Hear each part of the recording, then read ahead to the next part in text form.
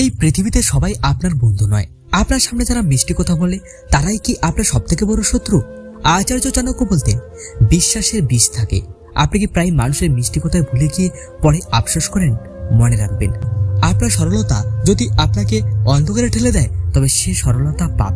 আজ আমরা জানবো চাণক্য নীতির সেই 5টি কৌশল যা আপনাকে মানুষের আসল চেহারা চিনতে সাহায্য করবে। কাউকে অন্ধভাবে বিশ্বাস করার আগে এই ভিডিওটি অবশ্যই একটুবার দেখুন। প্রথম লক্ষণ, স্বার্থের সম্পর্ক। চাণক্য বলতেন, যে ব্যক্তি কেবল নিজের প্রয়োজনে আপনার সাথে মিষ্টি ব্যবহার করে সে আসলে আপনার বন্ধু নয়, সে একজন সুযোগ সন্ধানী।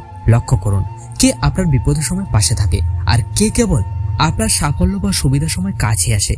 একজন সত্যিকারের বন্ধু আপনার ভালো সময়ে যতটা খুশি হয় আপনার খারাপ সময়েও তার চেয়ে বেশি কষ্ট পায়। স্বার্থপর মানুষেরা ততক্ষণই আপনার কাছে থাকবে যতক্ষণ তাদের কোনো লাভ হচ্ছে। নাম্বার 2, দ্বিতীয় লক্ষণ, কথার অমিল ও গোপন আলোচনা। চাণক্য একটি চরম সত্য বলে গেছেন, যে ব্যক্তি আপনার সামনে অন্যের নিন্দা করে নিশ্চিত জেনে রাখুন সে অন্যের সামনে আপনার নিন্দা করবে। যারা অন্যের গোপনীয়তা আপনার কাছে ফাঁস করে দেয় বা এক কথা বারবার ঘুরে বলে তারা আসলে বিশ্বাসযোগ্য নয়।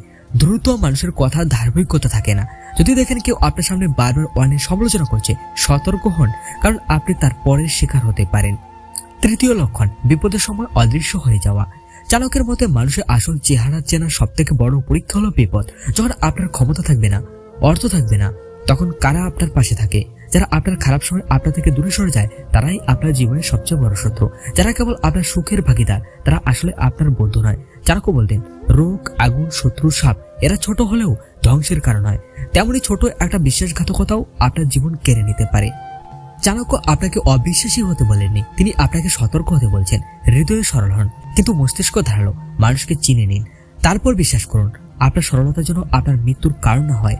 নিজেকে সুরক্ষিত রাখুন, কারণ এই পৃথিবীতে আপনি আপনার সবথেকে বড় বন্ধু।